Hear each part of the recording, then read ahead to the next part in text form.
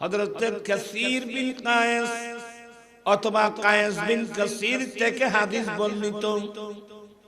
একজন মদিনাবাসী সিদ্ধান্ত নিয়েছেন, আমি দামেস্কের জামে মসজিদে যাব আমার দয়াল নবীর একটি হাদিস শোনার জন্য। আপনার শিক্ষিত লোক যারা ভৌগোলিক জ্ঞান যাদের আছে, জিওগ্রাফি যারা পড়ে, আপনি হিসাব করে দেখেন কোথায় মদিনাতুল মুনাওয়ারা আর কোথায় সিরিয়া। তৎকালীন যুগে কোনো কার ছিল না, মাইক্রো ছিল, ট্রেন ছিল না, প্লেন ছিল না, কোন একটা হাইওয়ে ছিল, কিছুই ছিল না। একটা জিনিস ছিল, বুক ভরা আল্লাহ এবং আল্লাহ রাসূলের প্রেম আর ভালোবাসা। এই সম্পদটা ছিল। একজন মদিনাবাসী জানতে পেরে সিদ্ধান্ত নিলেন, আমি দামেস্কের জামে মসজিদে যাব আমার দয়াল নবী একটি হাদিস শোনার জন্য। অনেক দিন রাত দিন রাত পরিশ্রম করে, দিনের পর রাত, রাতের পর দিন অতিক্রম করে, অনেক কষ্ট করে সে মদিনাবাসী পৌঁছে গেল দামেস্কের জামে মসজিদে। ঠিকই দেখলেন আমার নবী সাহাবা আবু দারদা নবীর হাদিস পড়াচ্ছেন। ইনি কি সালাম দিলেন, ইয়া আবু দারদা ইন্নী জিতুকা, হে আবু দারদা আমি আপনার কাছে এসেছি আমার দয়াল নবীর শহর মদিনাতুল মুনাওয়ারা থেকে। আমার দয়াল নবীর শহর মদিনাতুল মুনাওয়ারা থেকে আমি আপনার কাছে এসেছি লি হাদিসিন, মাত্র আমার দয়াল নবীর একটি হাদিস শোনার জন্য। বালাগানি আন্নাকা তুহাদ্দিসু মির রাসূলিল্লাহ সাল্লাল্লাহু আলাইহি ওয়াসাল্লাম, আমার কাছে সংবাদ পৌঁছে গেছে আপনি নাকি আমার নবীর পক্ষ থেকে আমার নবীর হাদিস পড়াচ্ছেন। আপনি আমার নবীর হাদিস পড়াচ্ছেন, এই জন্য আমি কষ্ট করে আমার নবীর একটা হাদিস শোনার জন্য আসলাম। ওয়ামা জিতু লিহাজাতিন, অন্য কোন উদ্দেশ্যে নিয়ে আসি নাই। যেমন আজকের মাহফিলে অনেক দূর দূরান্তের মানুষ আছে, এখানে বের বাড়িতে আসছে বেড়াতে, জানতে পারলেন এখানে মাদ্রাসার সভা, এই সেবা আসছে। অনেক মানুষ ব্যবসায়ী কাজে আসছে, জানতে পারলেন এখানে মাহফিল হচ্ছে, এই সুবাদে আসছে। কিন্তু ইনি বলেন, হে আবু দারদা ওয়ামা জিতু লিহাজাতিন, আমি অন্য কোন উদ্দেশ্যে আসি নাই, আমি আমার দয়াল নবীর একটা হাদিস শোনার জন্য আসলাম। কালা না, ইনি বলে হ্যাঁ হ্যাঁ এ আবু মদিনাবাসী, আমি আমার দয়াল নবীর একটি হাদিস আপনাকে শোনাবো, যে হাদিস বর্ণনা করতে আমি নিজের কানে শুনেছি। সে দুজানু হয়ে বসলো, বলে মদিনাবাসী আমার দয়াল নবীর বাণী, মান সালাকা তরিকান ইয়াতলুবু ফীহি ইলমা, আমার দয়াল নবীর হাদিস, যেই নারী পুরুষ যেই ব্যক্তি রাস্তা অতিক্রম করে যাবে দ্বীনের জ্ঞান ধর্মের জ্ঞান অর্জন করার উদ্দেশ্যে, যেই ব্যক্তি রাস্তা অতিক্রম করে যাবে আল্লাহ ওই ব্যক্তিটাকে জান্নাতের যে কোনো একটা রাস্তা দিয়ে চালাবেন। আল্লাহু আকবার। এক হাদিস অপর হাদিসের মধ্যে আছে সাহালাল্লাহু তারিকাম মিন তুরুকিল জান্নাহ, যেই ব্যক্তি রাস্তা অতিক্রম করে গেল দ্বীনের জ্ঞান ধর্মের জ্ঞান অর্জন করার উদ্দেশ্যে, আল্লাহ তাকে জান্নাতের যে কোনো একটা রাস্তা দিয়ে চলা আল্লাহ নিজে সহজ করে দেবে। আমার ভাইরা, জান্নাতের রাস্তা নাম সহজ সরল, সিরাতে মুস্তাকিম, সোজা পথ, সরল পথ। তবে কঠিন পথ, পিচ্ছিল পথ।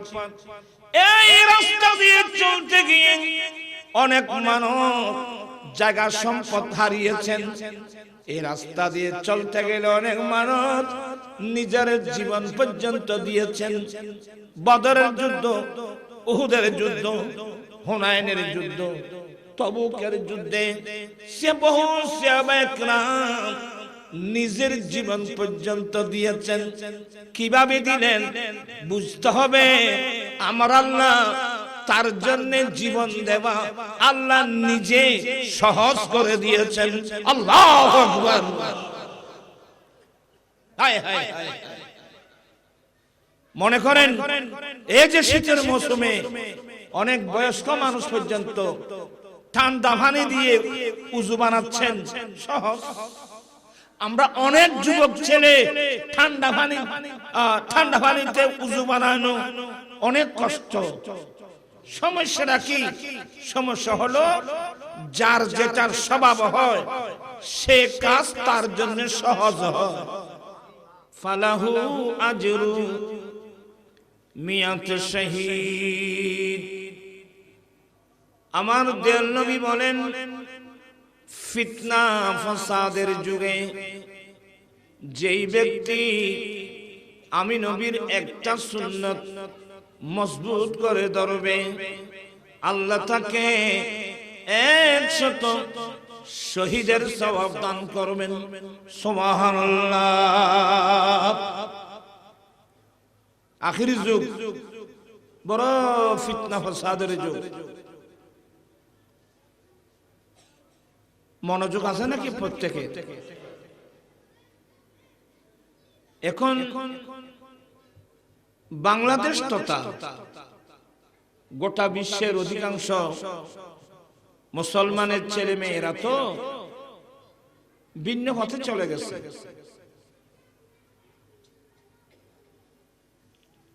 আল্লাহর কোরআন ফেলে, আমার দয়াল নবীর হাদিস শরীফ ফেলে দিয়ে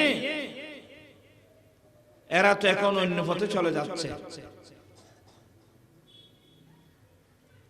অধিকাংশ মুসলমানের ছেলে মেয়েরা কেজি স্কুল, কিন্ডারগার্টেন, আশা, প্রত্যাশা, নাজওয়ান, ব্রাক, বিভিন্ন নামের স্কুল খুলে অমুক স্কুল এন্ড কলেজ, অমুক স্কুল এন্ড কলেজ, ঘরে ঘরে ফারায় ফারায় মুসলমানের অধিকাংশ ছেলে মেয়েরা ওদিকে চলে গেছে। সেই স্কুলে কোরআন শরীফ আছে, সেই স্কুলে হাদিস শরীফ আছে। যেখানে কোরআনও নাই, যেখানে হাদিস শরীফও নাই, আপনারা ছেলে মেয়েদেরকে ওখানে পাঠাচ্ছেন। কিয়ামতের মাঠে নবীর সামনে কিভাবে মুখ দেখাবেন? আর নবীর সুপারিশ ছাড়া কি কেউ জান্নাতে যেতে পারবে? ধন্যবাদ জানাচ্ছি আমার ভাই নূরুল ইসলাম পুতুল, পাশাপাশি যারা এই দামি জায়গা নবী মাদ্রাসা করার জন্য কি করেছেন, দান করেছেন। আপনাদেরকে ধন্যবাদ জানাচ্ছি।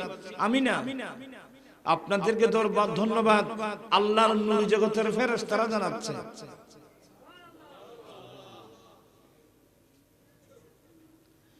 এখানে আমরা কেউ থাকবো না।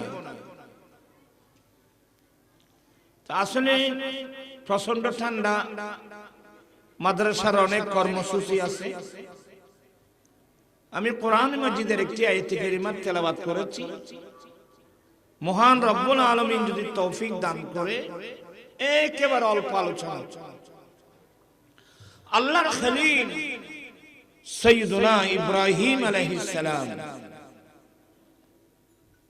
ওনারই ছেলে হযরতে সাইয়্যিদুনা ইসমাঈল আলাইহিস সালাম ওরা দুজনেই জিবরিল আমিন সহ আল্লাহর নির্দেশে আল্লাহর ঘর খানায়ে কাবা পুনর্নির্মাণ করলেন। আল্লাহর ঘর খানায়ে কাবা পুনর্নির্মাণের পরে আল্লাহর খলিল ইব্রাহিম আলাইহিস সালাম অনেক দোয়া করেছিলেন। একটা দোয়া, মাওলা তাদের মধ্য থেকে, তারা মানে ইসমাইল ইসলাম, আল্লাহ তুমি তাদের মধ্য থেকে তাদের কাছে এমন একজন রসুল প্রেরণ করো যে রসুল তাদের কাছে তোমার আয়াত তেলাওয়াত করবেন, যে রসুল তাদেরকে কিতাবের তালিম দিবেন, হিকমত বিজ্ঞান শিখাবেন, যে রসুল তাদেরকে পবিত্র করে দেবেন। আল্লাহ এমন একজন রসুল প্রেরণ করো। সুবহানাল্লাহ। আপনারা আমার কথাগুলো বুঝতেছেন?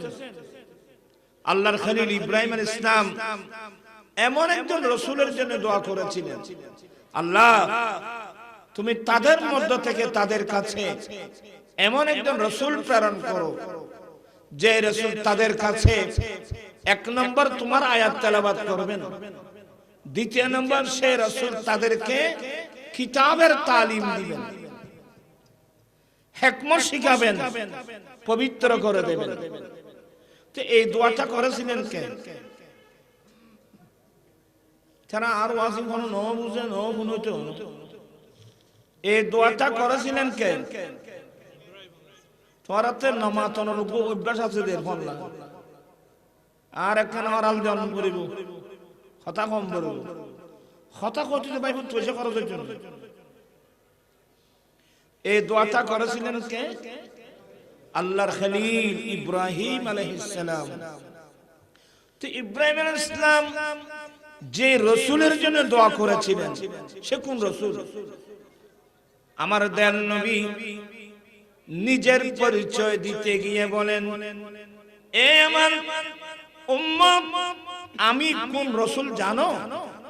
আনা দাওয়াতু ইব্রাহিম আলাইহিস সালাম। আল্লাহর খলিল ইব্রাহিম আলাইহিস সালাম আল্লাহর ঘর খানায়ে কাবার পাশে দাঁড়িয়ে যে রসুলের জন্য দোয়া করেছিলেন, আমি নবী হলাম সে রসুল, আমি সে রসুল। তাহলে ইব্রাহিম আলাইহিস সালাম দোয়াদার রসুল আমাদের নবী। আমাদের নবী আমাদের কাছে আল্লাহর আয়াত তেলাওয়াত করেছেন, ওয়া ইউআল্লিমুহুমুল কিতাবা, সে রাসূল তাদেরকে কিতাবের তালিম দিবেন। এখানে কিতাব মানে রাসূল যেহেতু আমাদের দয়াল নবী, কিতাবের অর্থ হবে রব্বুল আলামিন আমাদের নবীর উপর যে 30 পারা কোরআন মাজিদ আল্লাহ নাযিল করেছেন, আমার নবী উম্মতদেরকে সেই কিতাবের তালিম দিয়েছেন। সুবহানাল্লাহ। নবী যে কিতাব পড়েছেন, আর রহমান আল্লামাল কোরআন, রহমান কোরআন শিক্ষা দিয়েছেন। আমার নবী একটি মাত্র কিতাব, যে কিতাবের নাম কোরআন মাজিদ, আমার নবী কোরআন পড়ে ঘোষণা দিয়েছেন, আনা মদিনাতুল ইলমি ওয়া আলিয়ুম বাবুহা, আমি নবী জ্ঞানের শহর, এই শহরের দরওয়াজা আলী। আনা দারুল হিকমতি ওয়া আলিয়ুম বাবুহা, আমি নবী বিজ্ঞানের ঘর, এই ঘরের দরওয়াজা আলী। আমার নবীর ঘোষণা না, বুইস্তু মুআল্লিমা, আমি শিক্ষক হিসাবে প্রেরিত। প্রাণ পিছাইবেরা যেই নবী জ্ঞানের শহর, যেই নবী বিজ্ঞানের ঘর, যেই নবী সারা পৃথিবীর শিক্ষক, সেই নবী কিতাব পড়ছেন কোনটা? যখন মাথি না করে সাইরে দিবে এখন ইবে কিতাব পর্যন্ত খন্ন কোরআন শরীফ কোন খন্ন পর্যন্ত আল্লাহ নবীর কিতাব পড়াই তো খন্ন। তো আল্লাহ নবীকে কোরআন শিক্ষা দিয়েছেন, আমার নবী কোরআন পড়ে ঘোষণা দিয়েছেন আমি জ্ঞানের শহর, আমি জ্ঞানের সাগর, হ্যাঁ আমি বিজ্ঞানের ঘর, আমি সারা পৃথিবীর শিক্ষক। তো নবীজি তালিম আমাদেরকে দিয়ে গেছেন। এখন তো অধিকাংশ মুসলমানের ছেলে মেয়েরা এই তালিম বাদ দিয়ে ফেলছে, আজে বাজে মানুষের বই নিয়ে ব্যস্ত। আমি কি কথা বুঝতে পারলাম? অধিকাংশ কেজি স্কুল, কিন্ডারগার্টেন, আশা, প্রত্যাশা, নাজওয়ান, ব্রাগ, বিভিন্ন নামের স্কুল।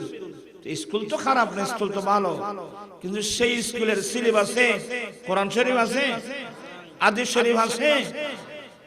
আপনি নিজে জানেন যে ওখানে আল্লাহর কোরআন নাই, নবীর হাদিস শরীফ নাই, তারপরেও তো আপনি ছেলে মেয়ে দিয়েছেন ওই স্কুলে।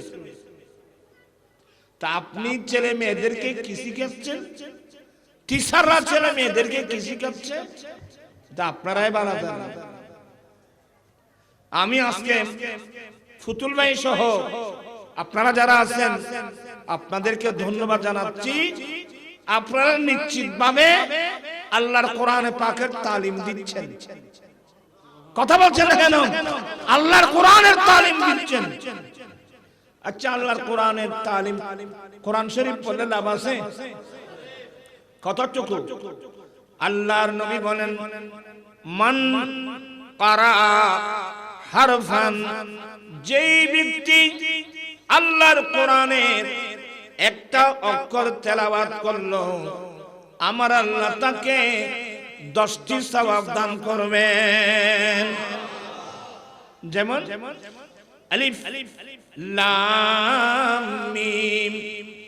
আল্লামা নাসিরউদ্দিন বাইজাবি এই আয়াতের তাফসীরে লিখছেন বাল আলিফু হারফুন ওয়াল লাম হারফুন ওয়াল মিম হারফুন। আলিফ লাম মিম বলতে আলিফ একটা হরফ, লাম একটা হরফ, মিম একটা হরফ। যে উম্মত, যে মুমিন মুসলমান আলিফ লাম মিম এতটুকু তেলাওয়াত করলো, মাওলাই কায়নাত তাকে 30টি সওয়াব দান করেছেন। আল্লাহু আকবার। আচ্ছা, একজন ছেলে ক্লাস 1 থেকে মাস্টার্স পর্যন্ত অনেক বই পুস্তক পড়েছে। আচ্ছা, সব কত ইহতেরি মানে ও মাইতার না মাতে এই ফান্নাই কেন সওয়াব আল্লাহ হলো কি নেই, সওয়াব আল্লাহ হলো সম্পর্ক নাই। কিন্তু কোরআন পাক পড়লে শুধু সওয়াব না বাবা। এই যে আপনারা মাহফিলে আসছেন, মোহাব্বত নিয়ে আসছেন, আমাদের দারুল মুস্তাফা সাল্লাল্লাহু আলাইহি ওয়াসাল্লাম দাখিল মাদ্রাসার সভা, ওখানে আমাদের আলেম ওলামা আসবে, কোরআন সুন্নাহ বর্ণনা করবে, মনে প্রাণে শুনবো, আমল করার চেষ্টা করব। এই নীতি যদি এসে থাকে সবাই তালেবে ইলম, আমরা সবাই তো আবার যদি তালেবে ইলম হয় তাহলে আমি একটা হাদিস শোনাবো আপনাদেরকে। বিরক্ত হচ্ছেন না তো? আমার নবীর দরবারে 70 জন সাহাবা থাকতেন, গরীব সাহাবা, দিন শিখার জন্য। কি শিখার জন্য? দিন শিখার জন্য, ধর্ম শিখার জন্য। অনেক লম্বা আলোচনা, আমি যাচ্ছি না ওদিকে। তাদের মধ্যে একজন হযরত সাইয়্যিদুনা আবু দারদা, সবাই বলেন রাদিয়াল্লাহু তাআলা আনহু। তোমারা কথা না কইয়ে বল। হযরত আবু দারদা রাদিয়াল্লাহু তাআলা আনহু আমার নবীর ইন্তেকালের পরে সুদূর মদিনাতুল মুনাওয়ারা থেকে চলে গিয়েছিলেন সিরিয়ার রাজধানী দামেস্কে উনি সিদ্ধান্ত নিয়েছিলেন এতদিন যাবত আমার দয়াল নবীর দরবার থেকে আমি যেগুলো নবীর অমূল্য বাণী হাদিস শরীফগুলো আমি শিখেছি, আমি আমার বাকি জীবনটা এই মসজিদের মধ্যে সবাইকে আমি আমার নবীর হাদিস শোনাবো। আমি আমার দয়াল নবীর হাদিস শোনাবো, হাদিস পড়াবো। হযরত সাইয়েদনা আবু দারদা রাদিয়াল্লাহু তাআলা আনহু নবীর হাদিস পড়াচ্ছেন। এই সংবাদ তখন তো বর্তমানের নিয়ে আধুনিক কোনো প্রযুক্তি ছিল না। এক জায়গার সংবাদ, এক গ্রামের সংবাদ আর এক গ্রামে যেতেই তো অনেক সময় লাগতো। তোরা ফরেন করল, তোরা কি ফর্ণাবর্তী বিশ্বাস না গম্মারি বেলা বিশ্বাস? আসাম লাড়ি দিত না মার খাইলে বুঝে দিদি আর ঠেকেলোর ভুয়া মিট্টি দিবেন আর দিন না তোরা।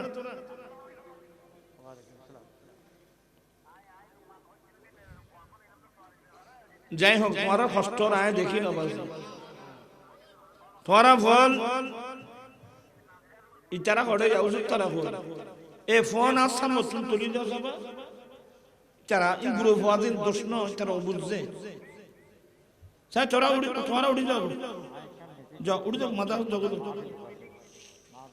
উড়ার নি না উড়ি যাও, উড়ি যাও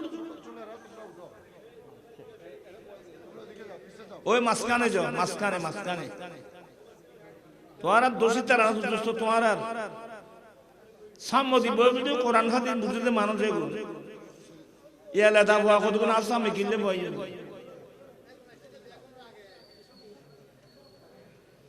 আমার জীবন মরণ সাজাবো মাদানী রঙে, আমার জীবন মরণ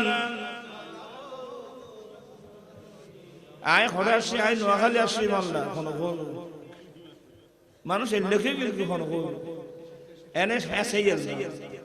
তরকারি যখন জাল দে এখন গটগট গটগট করে জালও শেষ, গটগটানি শেষ, তরকারি আলাই আলাই থাকে। আর এখন আলাইয়া মুসলমান, কথা বুঝছো না? মুরব্বিয়াল তা হোক, মুরব্বিয়াল না রাজ্য তোমারা জন ফলাইও না।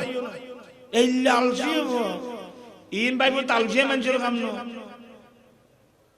আচ্ছা আর কষ্ট হইতে না, বা দেয় যাইবি খড় কেন আর দেই বলি রাতে গাড়ি নেই কেন নেই বলি। আল্লাহুম্মা সাল্লি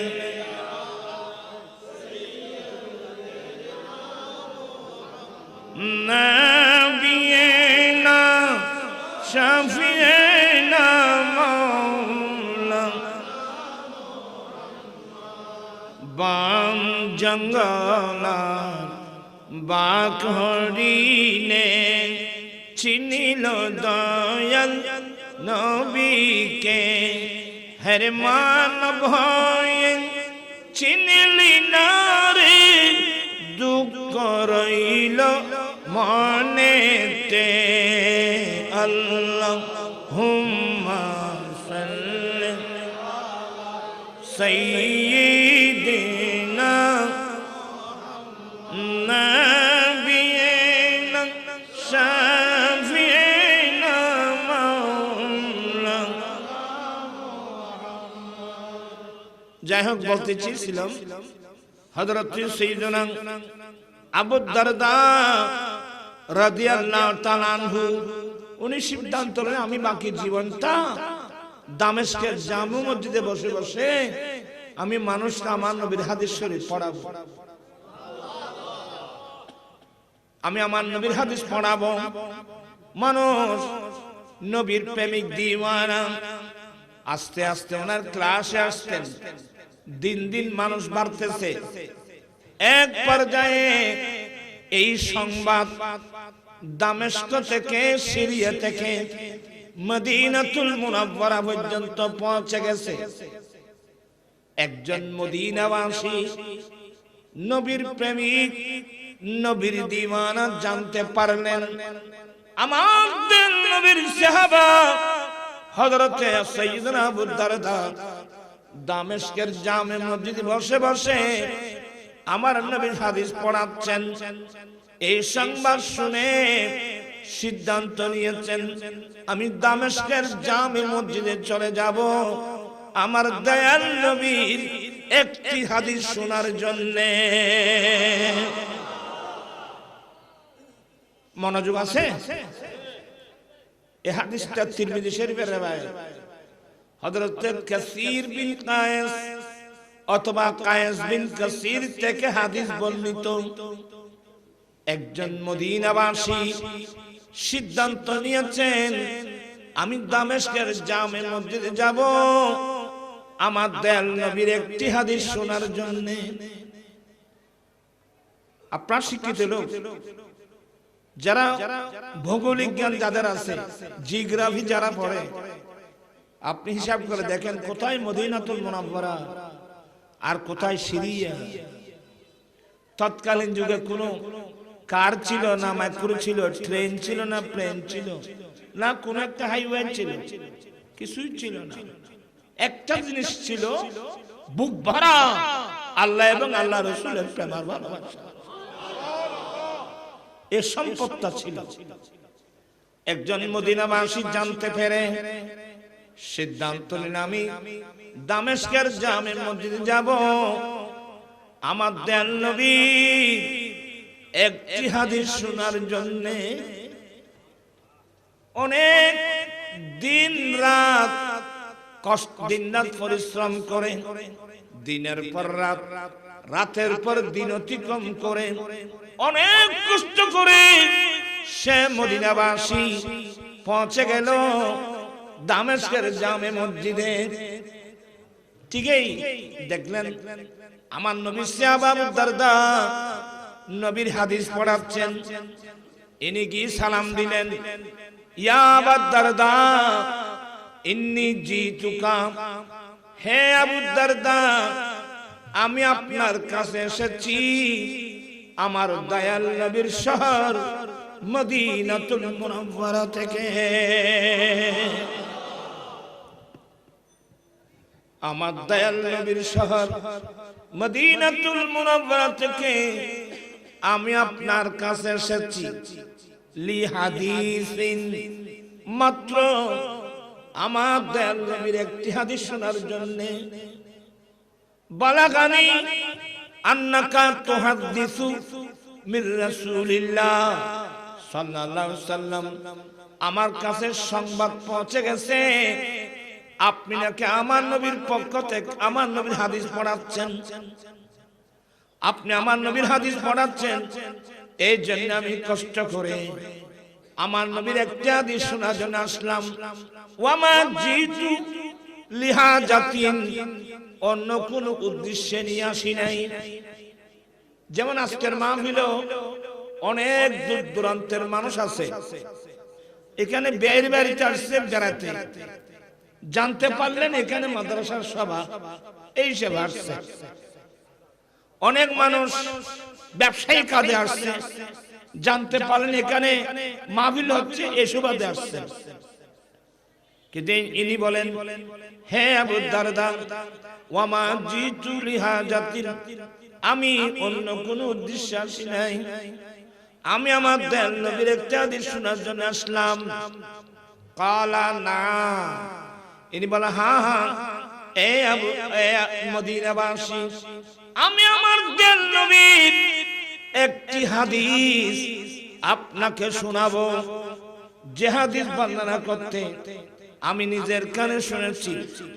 সে দুজানু হয়ে বসলো, বলে মদিনাবাসী আমার দয়াল নবীর বাণী, মান সালাকা তরিকান ইয়াতলুবু ফিহি ইলমা, আমার দয়াল নবীর হাদিস, যেই নারী পুরুষ যেই ব্যক্তি রাস্তা অতিক্রম করে যাবে দ্বীনের জ্ঞান ধর্মের জ্ঞান অর্জন করার উদ্দেশ্যে, যেই ব্যক্তি রাস্তা অতিক্রম করে যাবে আল্লাহ ওই ব্যক্তিটাকে জান্নাতের যে কোনো একটা রাস্তা দিয়ে চালাবেন।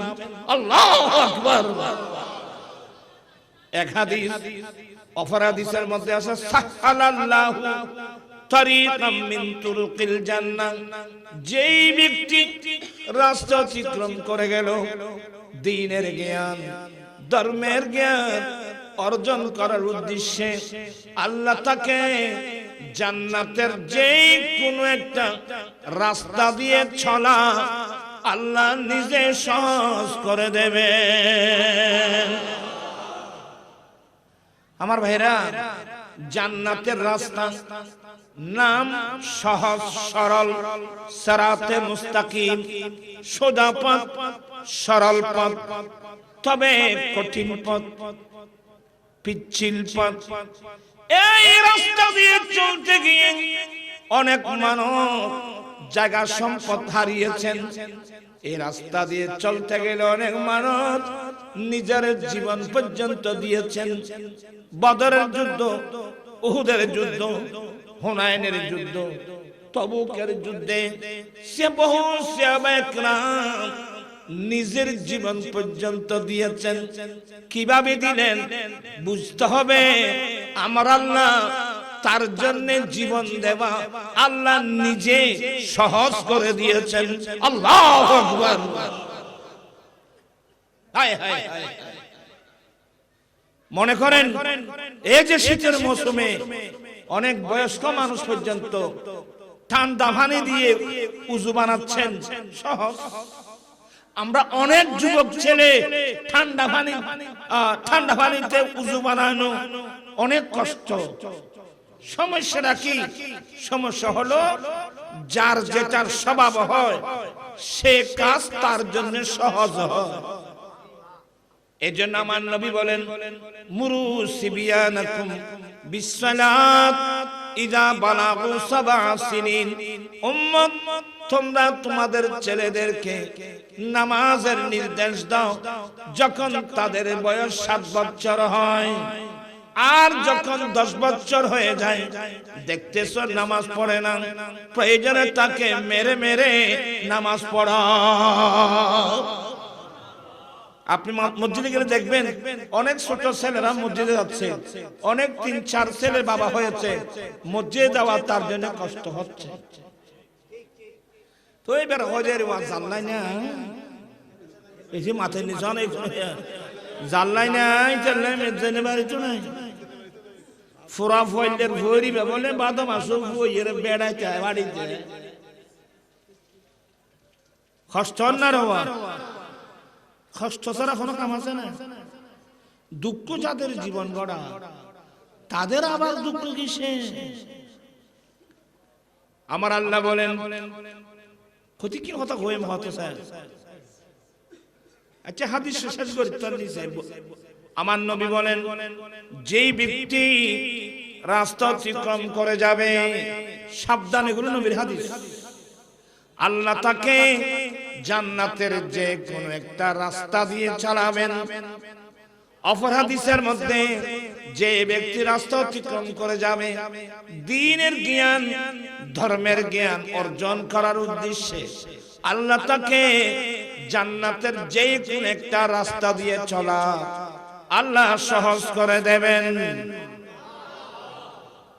এবার আমার নবী বলেন, ওয়া ইন্নাল মালাইকাতা লা তাদাউ আজনিহাতাহা রাদান লিতালিবিল ইলমি। তালিবে ইলমদেরকে খুশি করার জন্য, আল্লাহু আকবার, যারা তালিবে ইলম হয় তাদেরকে রাজি করার জন্য, তাদেরকে খুশি করার জন্য আল্লাহর নূর জগতের ফেরেশতারা রাস্তার মধ্যে নূরানি ডানা বিছায়ে দেয়। নবীর হাদিস বিশ্বাস করতে হবে। আমাদের দেশে অনেক মানুষ কসমকস ইন আসা না হয় না, এই দুর্লমান অবস্থায় অনেক মুসলমান। আরে বেগুন না, এই হাদিস যখন মিশরের জামিল আজহারের মধ্যে এক মুহাদ্দিস এই হাদিসটা যখন পড়াচ্ছেন তখন ওই ক্লাসের মধ্যে একজন বাতিল ফেরকার মানুষ ছিল। বাতিল ফেরকা বুঝেন? ওই যুগে যে বাতিল ফেরকা ছিল এটার নাম ফেরকায়ে মুতাজিলা। কি নাম বললাম? ফেরকায়ে মুতাজিলা। যে জালেমরা রাষ্ট্রীয় ক্ষমতা ব্যবহার করে আমাদের ইমাম আহমদ ইবনে হাম্বল, হাম্বলি মাযহাবের ইমাম, গৌসে পাকের মাযহাবের ইমাম ইমাম আহমদ ইবনে হাম্বলকে দররা মেরে মেরে শহীদ করে দিয়েছিল একটি মাসলার জন্য। আকীদা বুঝেন? আজকাল ফুয়াতনা মুলুইত আকীদা না বুঝেন। আজকে কত মৌলবীকে দেখা যাচ্ছে হিন্দুদের পূজা মণ্ডপে। আমি বলছি উনি রাগান্বিত, আমি তো এমন দোলাই দিছি না, সে রাগান্বিত। আমি শুধু মুসলমানদের ইসলাম ধর্মের আমি শুধু উপদেষ্টা না, আমি হিন্দুদের উপদেষ্টা, বৌদ্ধদের উপদেষ্টা।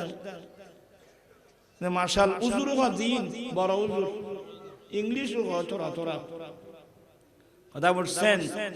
আমি বললাম ঠিক আছে, তো আপনি হিন্দু ভাড়ায় গিয়ে কি উপদেশ দিয়ে আসলেন? আপনি উপদেশটা তো ওখানে কি উপদেশ দিয়ে আসলেন? হ্যাঁ, আপনারা ভালো করে পূজা করবেন, এটাই। লা হাওলা ওয়ালা কুওয়াতা ইল্লা বিল্লাহ। গোমরাহির একটা সীমা আছে। ঈমান নিয়ে তো মানুষ যেতে পারবে না। আমার রাসূল হাদিসে বলে গেছেন, উম্মত এমন জামানা আসতেছে, জ্বলন্ত আগুনের কয়লা হাতের তালুতে রাখা যে কষ্ট, ঈমান রক্ষা করার তার চেয়ে আরো কি হবে?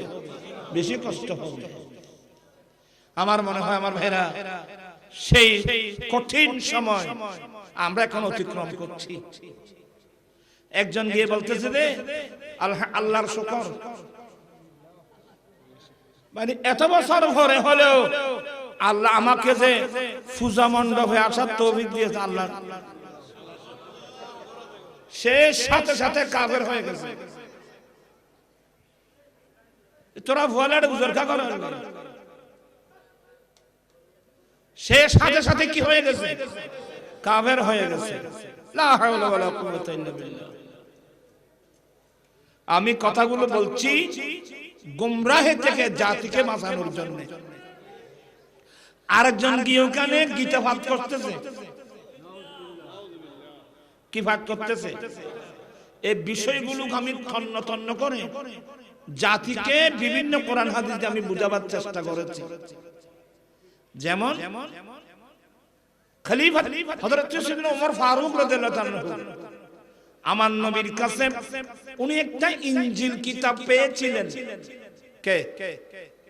হযরত ওমর ফারুক রাদিয়াল্লাহু তাআলা একটা ইনজিল কিতাব পেয়েছিলেন। তো সেই নবীর কাছে পারমিশন চাচ্ছিলেন, কারণ সাহাবায়ে কেরাম তো নবীর পারমিশন ছাড়া কোনো কাজ করতেন না।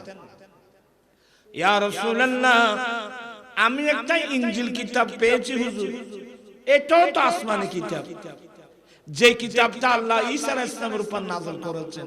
হুজুর, এটাও তো আল্লাহর একটা কিতাব, আমি কি একটু পড়ে দেখতে পারবো? আমার নবী বলেন, ওমর, তোমার জন্য আল্লাহর কোরআন যথেষ্ট নয় কি?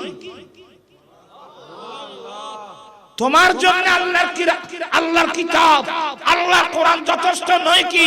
30 পারা কোরআন থাকতে এখানে ইনজিল কিতাব পড়ার কি প্রয়োজন? প্রাণ পিছাই এরা সবাই শিক্ষিত মানুষ। আমার বয়স এখন প্রায় শেষের দিকে। আমার 45 বছর আমার ওয়াজের বয়স। জানি না জাতিকে কি বুঝাতে পারলাম।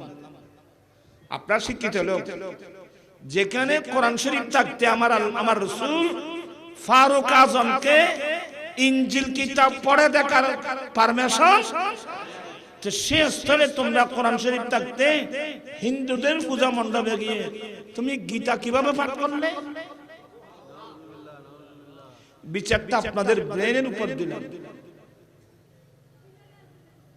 আমার আশ্চর্য লাগে, মুসলমান এই উগ্র বুড়ো না 3-4 করে না,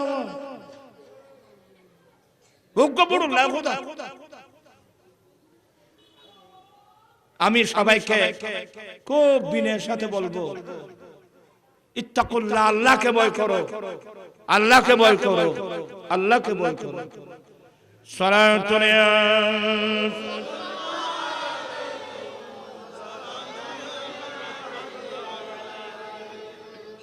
আপকি মনোযোগ সহকারে শুনবা।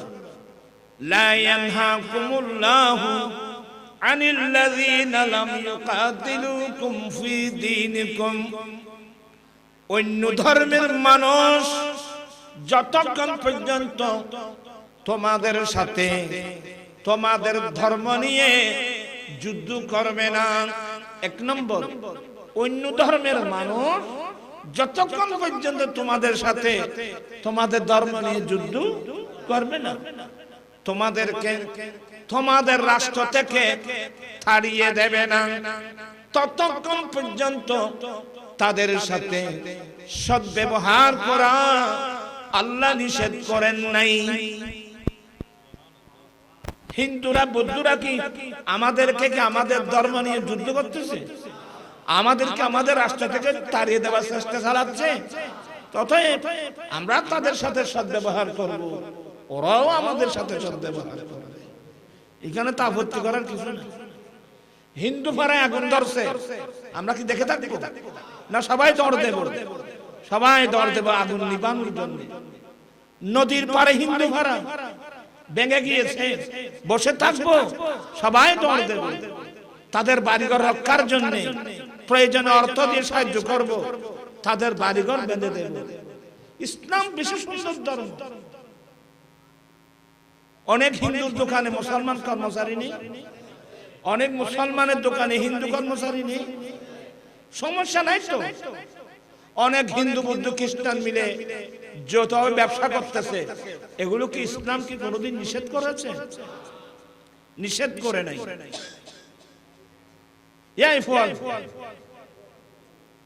তোরা কিরত তুই কিরত দে।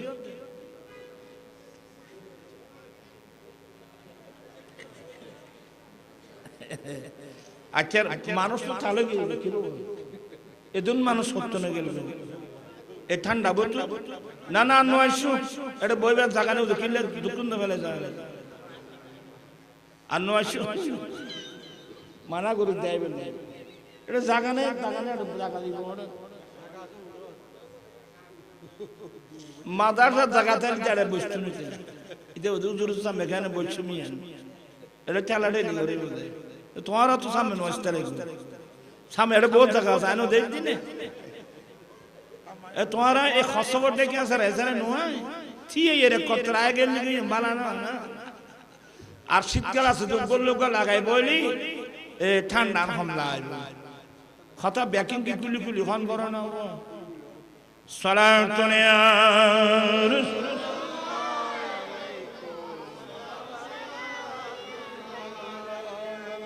আমি কি জিনিসগুলো আপনাদেরকে বোঝাতে পারছি? ধরে নেন একজন হিন্দু মন্ত্রী হলো, আমাদের বাংলাদেশের ইতিহাসে অনেক হিন্দু মন্ত্রী হয় নাই, অনেক মন্ত্রী হয়েছে। ধরে নেন একজন হিন্দু একেবারে প্রধানমন্ত্রী হলো, তো মন্ত্রী হলে তো বাংলাদেশের যত জনগণ আছে সবার কাছে যাবে, বিয়ের অনুষ্ঠানে যাবে, ছেলেদের খাতনা অনুষ্ঠানে যাবে, মেয়েদের খানসেদানি অনুষ্ঠানে, আদার বিভিন্ন অনুষ্ঠানের মধ্যে ওই মন্ত্রীরা আসবে। প্রয়োজনে ঈদ উল ফিতরের দিন যেদিন আমরা সেমাই টেমাই বেশি খাই ওখানেও আসবে। কিন্তু আমার ভাইরা একজন হিন্দু মন্ত্রীর জীবন গেলেও ঈদ উল আদহা কোরবানির দিন মুসলমান ঘরে কোনোদিন আসবে না। কারণ তাদের মতে গরু জবাই করা নাকি মহাপাপ, এগুলো তাদের কোনো কিতাবে নাই, এগুলো মন গড়া কথা।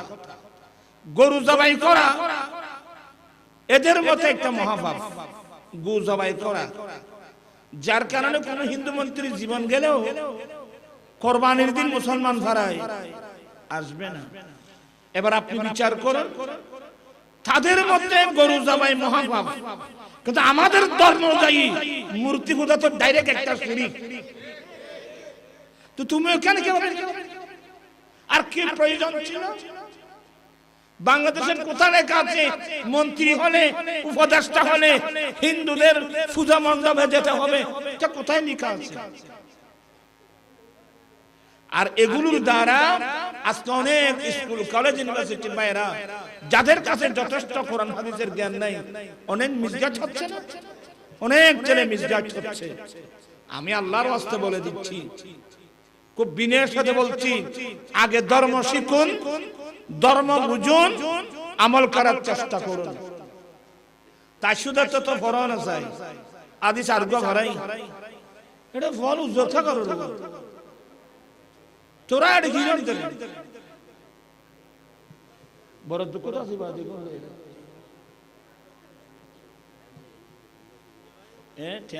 ভারত জানে ক্যামেরা তুলে দে রে আমাদের ক্যামেরা তুলে ফরিবে না ফর না তাই ফর কলা সবাই মহব্বত নিয়ে পড়বেন। কলা রাসূলুল্লাহ সাল্লাল্লাহু আলাইহি ওয়াসাল্লাম কুল্লু মাউলুদিন ইউলাদু আলাল ফিতরাতি ফাআবওয়াহু ইউহাফিদানিহি আও ইনাসরানিহি আও ইমাজিসানিহি। কষ্ট হবে তোমার। আল্লাহর নবী বলেন, হে আমার উম্মত, পৃথিবীর বুকে যতগুলো মানুষ জন্ম লাভ করবে প্রত্যেক মানুষের জন্ম ইসলাম ধর্মের উপর হবে। তবে যে ছেলের মা বাবা ইহুদি, তারা তার ছেলে মেয়েদেরকে ইহুদি ধর্মের শিক্ষা দিয়ে ইহুদি বানিয়ে নেয়। যার মা বাবা নাসারা খ্রিস্টান, তারা তার ছেলে মেয়েদেরকে খ্রিস্টান ধর্মের শিক্ষা দিয়ে খ্রিস্টান বানিয়ে নেয়। যার মা বাবা অগ্নি পূজারী, তারা তার ছেলে মেয়েদেরকে অগ্নি পূজার শিক্ষা দিয়ে অগ্নি পূজারী বানিয়ে নেয়।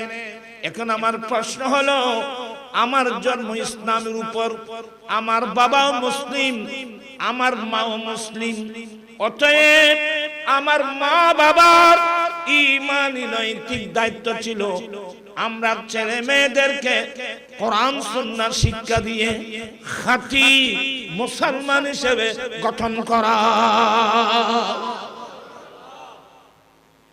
এই দায়িত্বটা আপনারা এখানে এই দায়িত্বটা পালন করছেন, এই জন্য আমি আপনাদেরকে আবারও ধন্যবাদ দিচ্ছি, মোবারকবাদ জানাচ্ছি। এখানে আরো অনেক মাসলা মাসাইল আছে, সবগুলো তো এখানে বলা যাবে না। আমাদের দেশে মিষ্টির দোকান আছে, অনেক হিন্দুরা মিষ্টি বানায়, অনেক হিন্দুরা মিষ্টি বানায়, অনেক হিন্দুরা মোলা না, এখন মোলা টলা কমে গিয়ে হঠাৎ এনে বললাম তাইলে সাক্ষী মোলা নাই, আর আমার সাক্ষী মোলা আছে, এখন তো সাক্ষী মোলা নাই।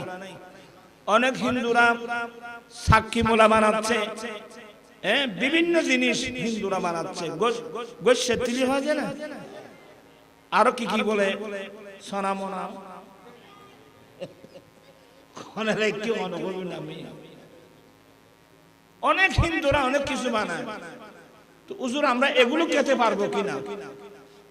হ্যাঁ, এগুলো খেতে কোনো আপত্তি নেই, খেতে পারবেন। তবে হিন্দুদের জবাইকৃত কোনো মাংস খেতে পারবেন না, কারণ হিন্দুরা মূর্তির নামে জবাই করে। হিন্দুরা মূর্তির নামে, এই জন্য এগুলো আমরা খেতে পারবো না। কিন্তু অনেক হিন্দু পাড়ার মানুষ আছে, এরাই তা জানে, কিন্তু এদের অন্তর চাচ্ছে মুসলমান ভাইদেরকে একটু খানা খাওয়াবে। তখন ওরা কি করে, ছাগল কিনে এনে মুসলমানের হাতে তুলে দিয়ে আপনারা জবাই করবেন, বাবুর্চি আপনারা আনবেন, আপনারা রান্না বান্না করে আপনারা খেয়ে যাবেন। এখানে তো কোনো আপত্তি করার কিছুই নেই। আমি কি কথাগুলো বুঝাতে পারছি? হিন্দুরা অনেক হিন্দু কাছে পাশে আছে। এখানে দারুল মুস্তাফা দাখিল মাদ্রাসা হচ্ছে, কত সুন্দর ছেলেরা কোরআন পড়তেছে। অনেক হিন্দু চাচ্ছে এই মাদ্রাসা একটা অনুদান দিতে, কোনো সমস্যা নেই, দিতে পারবে। শুধুমাত্র পারবে না কোথায়? শুধুমাত্র আল্লাহর ঘর মসজিদে। কারণ ইন্নামা ইয়ামুরু মাসাজিদাল্লাহি মান আমানা বিল্লাহি ওয়াল ইয়াউমিল আখির। আমার ভাইরা, রব্বুল আলামিন আল্লাহর ঘর মসজিদ বানানোর জন্য অধিকার দিয়েছেন শুধু ঈমানদার মুসলমানদেরকে। যার কারণে কোন বিধর্মীর টাকা আল্লাহর ঘর মসজিদে ব্যবহার করা যাবে না। আমি অনেক কথা বলতেছি আজকে। কোন হিন্দুদের বৌদ্ধদের টাকা আল্লাহর ঘর মসজিদে ব্যবহার করতে পারবে না। হ্যাঁ, মসজিদ মাদ্রাসায় দিতে পারবে। এমনকি এখানে টয়লেট আছে, টয়লেট। কোন হিন্দু যদি আপনাকে মোটা অঙ্কের কিছু দেয়, আপনি সুন্দর করে ভালো করে একেবারে টয়লেট করে দিবেন, টয়লেট করতে পারবেন, আদার বিভিন্ন কাজ করতে পারবেন। কিন্তু তাদের বিধর্মীদের কোনো টাকা আল্লাহর ঘর মসজিদের মধ্যে কিন্তু ব্যবহার করা যাবে না। আল্লাহর ঘর মসজিদ নির্মাণ করার অধিকার শুধুমাত্র ঈমানদার মুসলমানদেরকে দিয়েছেন। চিৎকার দিয়ে বলুন না সুবহানাল্লাহ। আসলে এই সমস্ত বিধিবিধানগুলো এক সময় আমরা যে বর্তমানের মধ্যে কোনো হিন্দু খানা খেয়েছে, আমি যদি এই খানা খেতে যাই, তাহলে এই বর্তনকে 7 বার কি করতে হবে। এভাবে ইসলামের মধ্যে প্রত্যেকটা কিছুর বিস্তারিত বর্ণনা আছে। আজে বাজে মানুষ বই বুঝত। আমি আবারও আপনাদেরকে ধন্যবাদ জানাচ্ছি, মোবারকবাদ জানাচ্ছি। এই ফিতনা ফাসাদের যুগে নিজের ছেলে মেয়েদেরকে সত্যিকারের দিন শিক্ষার জন্য, এই যে এখন কজন ছেলে, 6 জন, আজকে কজন ছেলে ইসারা কথা এখন বলে এখন আগর বইটাকে তোমারা 300 তো আজকে কজন ছেলে 10টা বন্দী। এ কথা নবুজত করত। এই যে 6 জন ছেলে আজকে 10টারে ফজিলত নেবে, এই ছেলেরা 30 পারা কোরআন মজিদ হিফজ করে বের হচ্ছে। আল্লাহু আকবার বলেন, আল্লাহু আকবার। আপনার ছেলে হাফেজ কোরআন না হলেও কমসে কম শুদ্ধ করে তো কোরআন শরীফটা তেলাওয়াত করতে পারত। কারণ রব্বা কারিন ইয়ালানুল কোরআন, অনেক কোরআন তেলাওয়াতকারীকে স্বয়ং কোরআন অভিশাপ দেয়। আপনি যদি শুদ্ধ করে কোরআন পড়তে না পারেন, আপনার যা ইচ্ছা তাই পড়েন, স্বয়ং কোরআন অভিশাপ দেবে। আর বড় আশ্চর্য, আজকে আমাদের ছেলে মেয়েরা এত সুন্দর ইংলিশ বলে, উচ্চারণের মধ্যে কোনো কি নেই, ত্রুটি নেই, কিন্তু কোরআন সূরা হাতে করতে দিও না। এটাই হলো আমাদের জন্য বড় দুর্ভাগ্য। এখানে তোমরা যারা স্কুল কলেজের ছাত্ররা আছো, আমি তোমাদেরকে অ্যাডভাইস করছি, 5 ওয়াক্ত নামাজ মসজিদে পড়বা। ফজরের নামাজের পরে আমরা কলেজে চলে গেলাম, আমরা শুদ্ধ করে তো সূরা ফাতিহাও পড়তে পারি না। হ্যাঁ, আমি আপনাদেরকে অ্যাডভাইস করব, ফজরের নামাজটা কোথায়? মসজিদে পড়ে ডেলি আধা ঘন্টার সময় তোমরা রুটিন করবা। নামাজ পড়ে আল্লাহর কোরআনটা হাতে নিয়ে আমি মসজিদের এক কোণায় বসে যাব। এই বয়সে আলিফ বা তা সা জিম হা খ শুদ্ধ করে আমি কোরআন শেখার চেষ্টা করব। একবার না পারিলে দেখা শতবার, পারিব না একথাটি বলিও না। আপনি রিক্সাওয়ালা, আপনি ঠেলাগাড়িওয়ালা, আপনি দিন মজুর, আর যাই হন না কেন, আমরা যেহেতু মুসলমান, ফরজ নামাজটা ইমামের পিছনে পড়ব, আমাকে কেরাত পড়তে হবে না। কিন্তু বাকি নামাজগুলো শুদ্ধ করে পড়তে গেলে আমাকে শুদ্ধ করে কোরআন তেলাওয়াত করতে হবে। আমি দুবাই শহরে দেখছি, মস্কোতেও দেখছি, কাতারেও দেখছি। ফজর নামাজ পড়তে যখন গেলাম, দেখলাম যে আরবিরা, বয়স্ক বয়স্ক আরবি, ওরা নামাজ পড়ে বের হয় না, কোরআন শরীফটা নিয়ে মসজিদে এক কোনায় বৃত্তাকারে বসে গেছে। একজন মতোয়া, তারা মতোয়া হয়, হুজুর মতোয়া, সে এদেরকে কোরআন পড়াচ্ছেন, ছোট বাচ্চার মতো কোরআন তেলাওয়াত করতেছেন। আমার ভাইয়েরা, ইলমে দ্বীনের গুরুত্ব দাকায়েকুল আখবার নামক কিতাবে দেখলাম হযরত আব্দুল্লাহ বিন মুবারক, এটা ইমাম আবু হানিফার ছাত্র, আব্দুল্লাহ বিন মুবারক জামানার পর একজন আল্লাহর ওয়ালি। উনি বলছেন, কি সুন্দর পরামর্শ, আল্লাহ যদি কোন মানুষকে জানিয়ে দেন, আপনার আমার কথা আমার দিকে আছেন, আল্লাহ যদি কোন একজন মানুষকে জানিয়ে দেয়, মানে ইলহাম করে যে তুমি সন্ধ্যা বেলায় মারা যাবে, সকাল বেলায় আল্লাহ ইলহাম করলো তুমি সন্ধ্যা বেলায় মারা যাবে, ধরে নেন তো সন্ধ্যা বেলায় মারা যাব, এই সংবাদটা জানার পরে আমি কোন কাজটা করব? এখন সকাল বেলা, সন্ধ্যা বেলা আমি মারা যাব, আমার মারা যাওয়া নিশ্চিত। এই অল্প সময়ের মধ্যে 7-8 ঘন্টা সময়, এই সময়ের মধ্যে আমি কোন কাজটা করব? আব্দুল্লাহ বিন মুবারক বলতেছেন, এই সময়ের মধ্যে আমি আল্লাহর কোরআন নিয়ে বসে পড়ব, দ্বীনের তালিম নিয়ে বসে পড়ব। যেহেতু আল্লাহ আমার নবী বলছেন, যে নারী পুরুষ আল্লাহর কোরআন তেলাওয়াত করার সময়, দ্বীনি তালিম অর্জন করার সময় কোন মানুষ যদি মারা যায়, সে কিন্তু শহীদ। আল্লাহু আকবার, আল্লাহু আকবার, আল্লাহু আকবার। আজকে আমরা এই কোরআন সুন্নাহ থেকে রাসূল করিম যে তালিম দিয়েছেন, আমরা নবীর তালিমের কাছেও নাই। নবীর তালিম, নবীর শিক্ষানীতি মুসলমানের মধ্যে নাই, গুরুত্ব নাই। যাও না কবরস্থানে, তারপর বুঝতে পারবে। আসুন, আমরা নবীকে অন্তর দিয়ে ভালোবাসতে চাই কি চাই না? দুই হাত উঠায় বলতে চাই কি চাই না? সোনার মদিনা, আমার প্রাণের মদিনা, সবই বলিব, সবই বলিব, বলিনি বলবো না, বলতে পারি না, বলিনি বলবো না, বলতে পারি না, সবই বলিব। মদিনাকে না বলার মানে আমরা 1 সেকেন্ডের জন্য আমরা আমার দয়াল নবীকে আমরা বলতে পারবো না।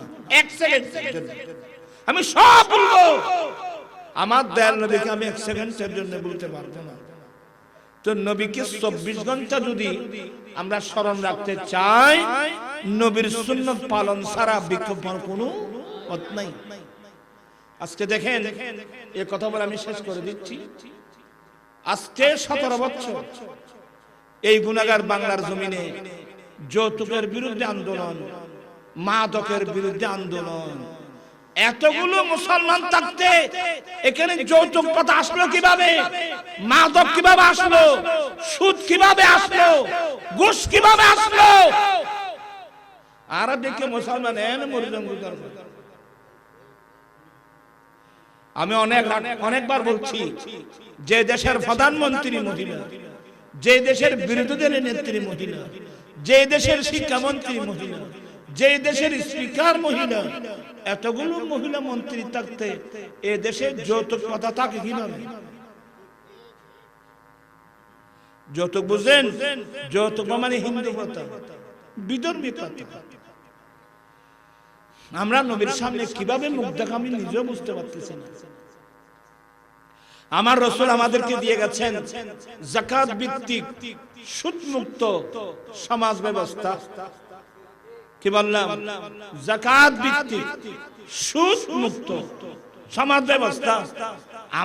আমরা নবীর কলমা পড়ে পড়ে ইহুদি নাসারাকে খুশি করার জন্য রাজনীতির নাম দিয়ে নবী দিয়েছেন যাকাত ভিত্তিক সুদ মুক্ত, আমরা করলাম সুদ ভিত্তিক যাকাত মুক্ত। ডাইরেক্ট খোদা রাসূলের সাথে যুদ্ধ। বলো হুজুর সুদ ভিত্তিক কিভাবে বলবেন? আমি সহজে উত্তর দেব। আপনি যদি ব্যাংকের সুদ না দেন, ডেলি পুলিশ কয়েকবার আসবে, কিন্তু কেউ যদি মালের যাকাত না দেন, কোন পুলিশ আসবে? কি বুঝলেন? এই দেশের সুদের গুরুত্ব, এই দেশের যাকাতের কোনো কি নেই। আর যাকাত প্রতিষ্ঠার মানুষও তো নাই। ছিল সিদ্দিক আকবর রাদিয়াল্লাহু তাআলা। হ্যাঁ, সিদ্দিক আকবর যখন ওই মুনাফিকরা ঘোষণা দিয়েছিল আজ থেকে আমরা মালের যাকাত দেব না, এরা মনে মনে ভাবছিল সিদ্দিক আকবর নম্রতার লোক, আমরা যাকাত দিতে অস্বীকার করলে তিনি আমাদের বিরুদ্ধে কোনো পদক্ষেপ।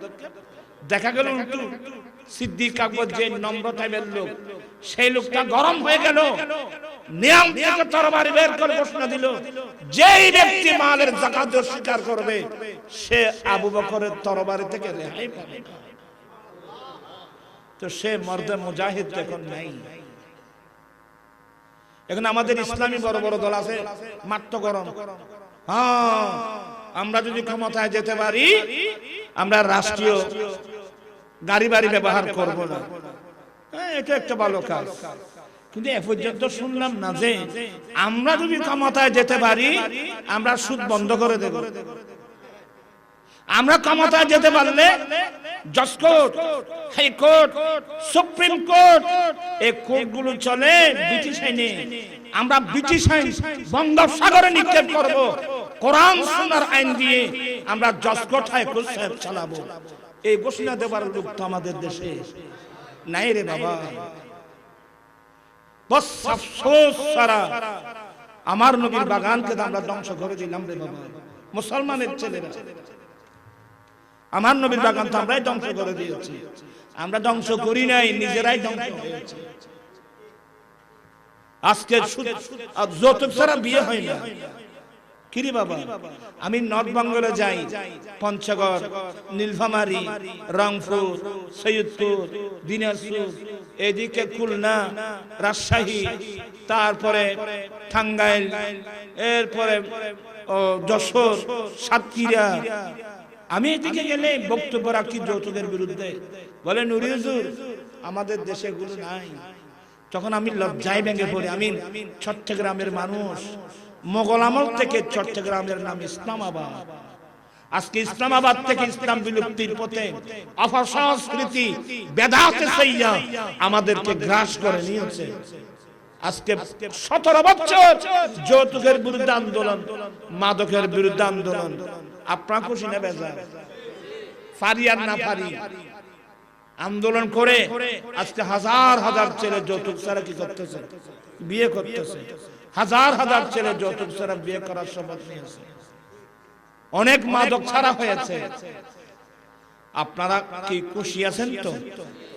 আমি আর কথা বাড়াচ্ছি না। আমি একটু আবার দূরে যাব। অসুস্থ মানুষ, বয়স্ক মানুষ, এই মাদ্রাসাটা বুকে নেন। কমসে কম বিবাহ কাকে বলে? আর তোমরা যে ছেলেরা আছো, বিয়ে করার আগে একটা জ্ঞান অর্জন করা ফরজ, স্ত্রীর হক কি কি। ছেলেরা বিয়ে করার আগে স্ত্রীর হক কি কি এই জ্ঞান অর্জন করা ফরজ। মেয়েদেরকে বলছি স্বামীর ঘরে যাওয়ার আগে স্বামীর হক কি কি এই জ্ঞান অর্জন করা ফরজ।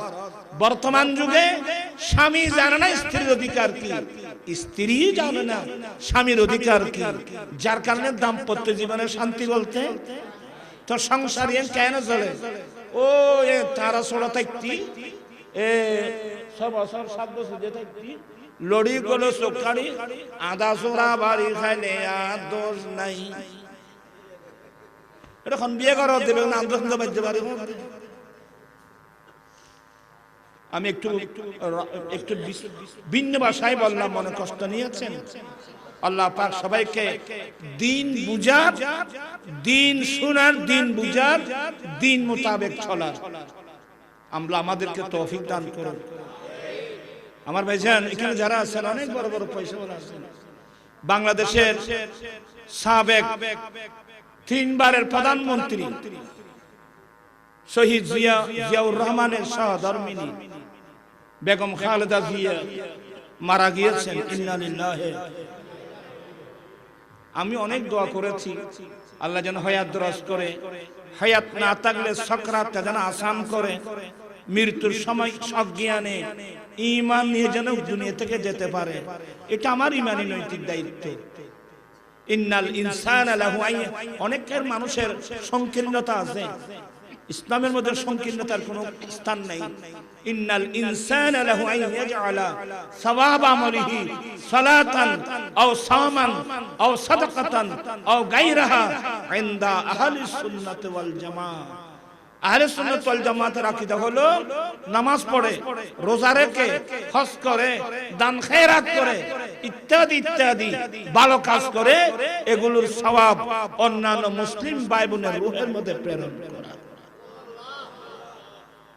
আমরা নামাজে সালাম দিচ্ছি না, আসসালামু আলাইকা আইয়ুহান নবী ওয়া রাহমাতুল্লাহি ওয়া বারাকাতুহু, এরপরে আসসালামু আলাইনা ওয়া আলা ইবাদিল্লাহিস সালিহিন। এক সালামের মধ্যে গোটা পৃথিবী এসে গেছে। কি সুন্দর ইসলামের বিধান। আমি এগুলো বুঝাচ্ছি কি জন্য জানেন?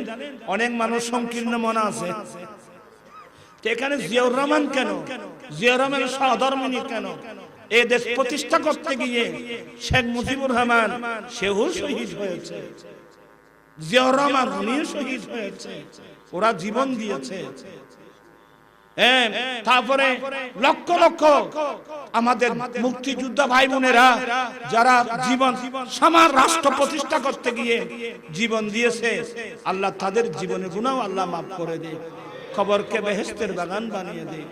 প্রত্যেক মুসলিম ভাই বোনের জন্য দোয়া করা আমাদের প্রত্যেকের ঈমানি নৈতিক দায়িত্ব। তবে সংকীর্ণতা পরিহার করতে হবে। ইনি আমার দলের নন, ইনি আমার দলের, এই ইসলামের মধ্যে গুলো নেই। সে মুসলিম, সে কলমা পড়ে, গুনাহগার হোক, ভুল তো হবে। মানুষের মধ্যে ভুল আছে, ভুল নেই শুধু নবীদের মধ্যে। কাজ করতে গেলে ভুল হবে। আল্লাহ সবার গুনাহগুলো আল্লাহ মাফ করে দিক। আগামী সবার কাছে দোয়া করবেন, আগামী একটা সুন্দর পার্লামেন্ট আসুক। আমরা চাই আল্লাহর কাছে আহলে সুন্নাত ওয়াল জামাতের মতাদর্শ, এটাই হচ্ছে নবীর প্রেমিকদের মতাদর্শ। এমন একটা পার্লামেন্ট হোক, দেশ দশ জাতি উপকার হয়, এমন একটা পার্লামেন্ট আসুক। আমরা চাই কি চাই না? এই আহ্বান জানিয়ে এবং এই মাদ্রাসার সাথে ফুতুল ভাই আর ভাড়া করে কি বলে ফজল লত আর আল্লাহ কবুল করুক। বাদি এবার আমি মাদ্রাসা ত্যাগ বুঝিনি, মাদ্রাসা গরিব জন না। আলহামদুলিল্লাহ, তারপরে দোয়া করি নবীর মাদ্রাসা কারণেওয়ালা মানুষ এখন নাই বাবা। দোয়া করতে হবে ফুতুলের হায়াতের মধ্যে আল্লাহ কোটি কোটি বরকত দান করেন। এই ধরনের যোগ্য ব্যক্তিত্ব যদি পাওয়া যায়, সমাজ সংস্কার হবে, সমাজ থেকে অন্ধকার দূরীভূত হবে।